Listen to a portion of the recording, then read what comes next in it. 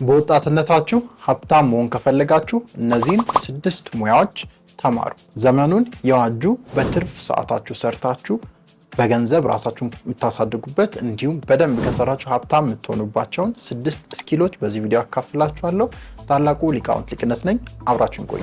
2012 አካባቢ ትምህርት ቤት መምህር ነበርኩ። በዛ ጊዜ ነው ዲጂታል ስኪሎች ጋር የተገናኙ ስኪሎችን ራሴን ማስተማር የጀመርኩት፣ ኮንቴንቶች ክሬት ማድረግ የጀመርኩት። ዛሬ ማካፍላችሁ እነዚህ 6 ሙያዎች እኔ የሰራኋቸው ገቢን ከፍ ያደረጉ፣ ከዛ በተጨማሪም ድርጅት መስርቼ በድርጅቴ ውስጥ የከወንኳቸው ያሉ ተግባራት ናቸው። እነዚህን መስራት ትርፍ ገቢ ብቻ ሳይሆን በወጣትነታችሁ ሀብታም እንድትሆኑ ያግዟቸዋል። 6ቱን ስኪሎች እነሆ። የመጀመሪያው ኮንቴንት ክሪኤሽን ነው። ኮንቴንት ክሪኤሽን ዓለም ላይ አሁን እጅግ በጣም ትልቅ ቦታ የሚሰጠው፣ ብዙዎች እየገቡበት ያለ ትልቅ ቢዝነስ ነው። ተቀጣሪ ልትሆኑ ትችላላችሁ፣ ቢዝነስማን ልትሆኑ ትችላላችሁ። የትኛውም ኢንዱስትሪ ላይ የሆናችሁ ሰዎች ይሄን ስራ በመስራት ኮንቴንት ክሬት በማድረግ ገንዘብ ማግኘት ትችላላችሁ። ለምሳሌ የህግ ባለሙያ ብትሆኑና ስለ ህግ ኮንቴንቶችን ክሬት ማድረግ ብትጀምሩ፣ ለምሳሌ መምህር ብትሆኑና ስለ መምህርነት ስለምታስተምሩት ነገር ኮንቴንት ክሬት ማድረግ ብትጀምሩ፣ ለምሳሌ ትንሽዬ የስጦታ እቃዎች ሱቅ ቢኖራችሁና ያን የስጦታ እቃዎች የሚሸጧቸው ነገር በኮንቴንት መልክ ክሬት ማድረግ ብትጀምሩ፣ በተለያዩ መልክ በዩቲዩብ በሶሻል ሚዲያ ኮንቴንትን ክሬት በማድረግ ብቻ ገንዘብ ይሰራል። ብራንድ ዲሎች ላይ መድረስ ትችላላችሁ። ትልቅ ኢንፍሉዌንስ በራሳችሁ መፍጠር፣ ትልቅ ኢንፍሉዌንሰር ሆናችሁ ገቢ ማግኘት ትችላላችሁ። ይሄ ስራ እጅግ በጣም ዘመኑን የዋጀ አሁን ላይ ብዙዎች እየገቡበት ያለ እንደኛ ሀገር ደግሞ በደንብ ያልተሰራበት ዘርፍ ነውና በትርፍ ጊዜያችሁን አመቻችታችሁ ኮንቴንት ክሬተር በመሆን ገቢያችሁን መጨመር፣ ትልቅና ሀብታም መሆን ትችላላችሁ። እኔም እያደረኩት ስለሆነ። ሁለተኛው ስኪል ወይም ሙያ ብዬ የምገልጽላችሁ ኦንላይን ሴልስ ነው፣ ወይም ዲጂታል ማርኬቲንግን በመጠቀም እቃዎችን መሸጥ።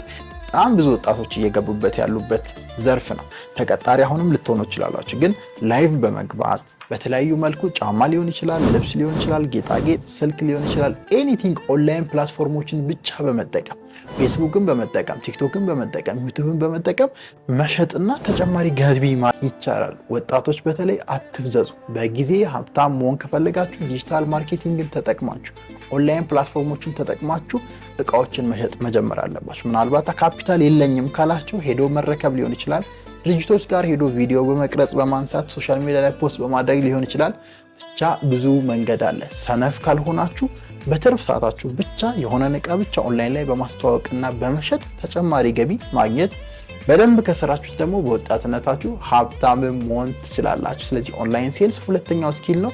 ፕሊስ ስሩበት። ሶስተኛው ቪዲዮ ኤዲቲንግ ስኪል ነው። ብዙ ወጣቶች አሁን ላይ እየገቡበት ያለ ዘርፍ ነው። ስፔሻሊ ከኮንቴንት ክሪኤሽን ጋር ከኦንላይን ከተገናኙ ነገሮች ጋር ድርጅቶች ሁላ ኦንላይን ፕላትፎርም ከመምረጣቸው አንጻር እጅግ በጣም የቪዲዮ ኤዲተር እጥረት አለ። ስኪሉ ካላችሁ ሙያው ካላችሁ በትርፍ ሰዓታችሁ የምትሰሩት ነገር ነው። እኔ ቅድም ትምህርት ቤት ሆኜ እንዳልኳችሁ የራሴን ቪዲዮዎች ኤዲት ከማድረግ ነው የጀመርኩት። ቲክቶክ ላይ ዩቲዩብ ላይ ፖስት ማድረጋቸውን ቪዲዮዎች ኤዲት ከማድረግ ነው የጀመርኩት። አሁን ዲጂታል ማርኬቲንግ ካምፓኒያችን ላይ ኤዲቲንጎችን እሰራለሁ። የድርጅቶችን ኤዲቲንግ እየተከፈለኝ እሰራለሁ።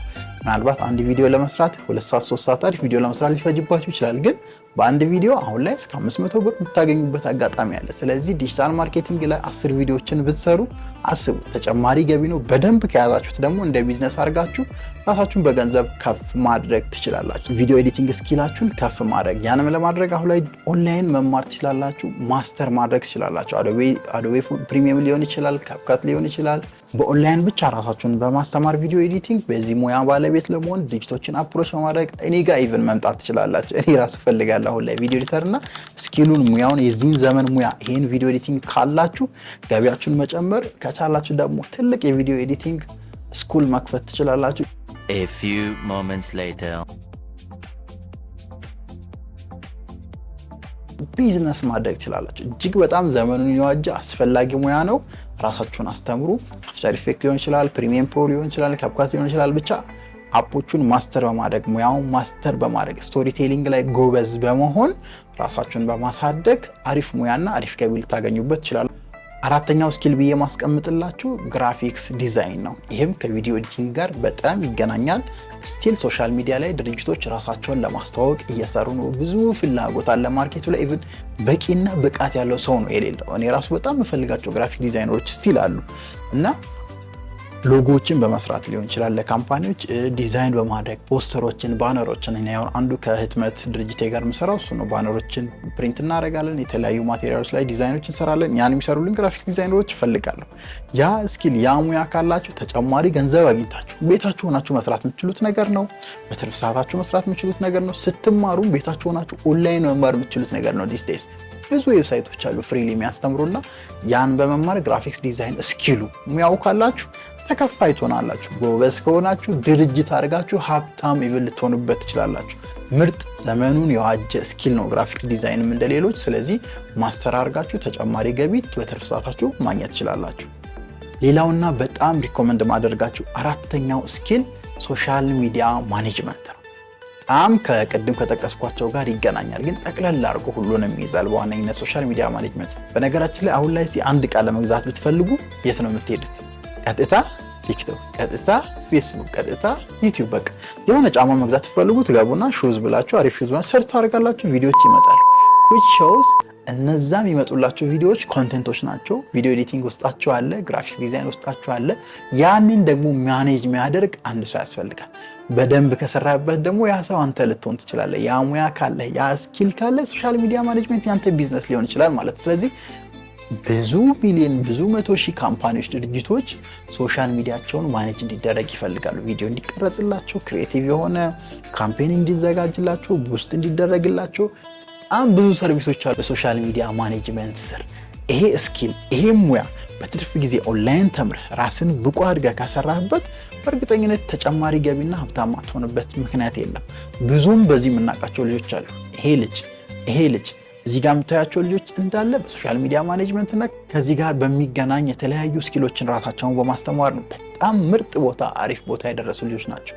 አንተም እንደነሱ ማትሆንበት ምክንያት የለም። ወጥረህ ጠንክረህ ስማርት ሆነህ ከሰራ ሶሻል ሚዲያ ማኔጅመንት ዘመኑን የዋጀ ስኪል ሙያ ነው። ተማሩ። በእርግጠኝነት በትርፍ ሰዓታችሁ ከሰራችሁ ገንዘብ ታገኙበታላችሁ። የመጨረሻው ዘመኑን የዋጀው ስኪል ዌብሳይት ዲቨሎፕመንት ነው። እንዳልኳችሁ ተያያዥ ናቸው እነዚህ። ዌብሳይት ዲቨሎፕመንትም ለተለያዩ ድርጅቶች ዌብሳይቶችን ማበልጸግ፣ ዌብሳይቶችን በመስራት በትርፍ ሰዓታችሁ ክላሱን በመማር ኦንላይን ላይ በመማር በትርፍ ሰዓታችሁ ተጨማሪ ገቢ ልታገኙበት የምትችሉበት አጋጣሚ አለ። ዌብሳይት ትፈልጋለሁና ቀለል ያለ ዌብሳይት ዲዛይን ማድረግ የምትፈልጉ ልጆች ኮንታክት ማድረግ ትችላላችሁ። ኮሜንት ላይ ስልካችሁ ምናምን አስቀምጡልኝ፣ አወራችኋለሁ። ስድስተኛው ምርጡ ስኪል ዌብ ዲቨሎፕመንት ነው። ራሳችሁን በማስተማር ወይም በትርፍ ሰዓታችሁ በመማር በትርፍ ሰዓት ተጨማሪ ገቢ ከቻላችሁ ደግሞ ካሳደጋችሁ ዌብ ዲቨሎፕመንት ትልቅ ድርጅት መሆን ይችላል። የትልልቅ የመንግስታዊ ተቋማትን ዌብሳይት ማበልጸግ ትችላላችሁ። ዌብ አፕሊኬሽኖችን መገንባት ከቻላችሁ፣ በዌብሳይት አፖችን ዲቨሎፕ ማድረግ ከቻላችሁ፣ አፕ ዲቨሎፕመንትንም አንድ ላይ ያጠቃላል። ይሄ ሙያና ስኪል ካላችሁ በእርግጠኝነት በትርፍ ሰዓታችሁ ተጨማሪ ገቢ ከዛም አልፎ ትልቅ ቢዝነስ፣ ትልቅ ድርጅት፣ ሀብታም የምትሆኑበትን እድል በወጣትነታችሁ ይሄ ሙያ ያመቻቻል።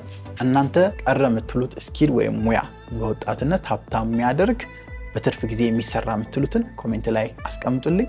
በቀጣይ አስተማሪ ቪዲዮ እንገናኛለን። ታላቁ ሊቃውንት ሊቅነት ነበርኩኝ። ቴንክ ዩ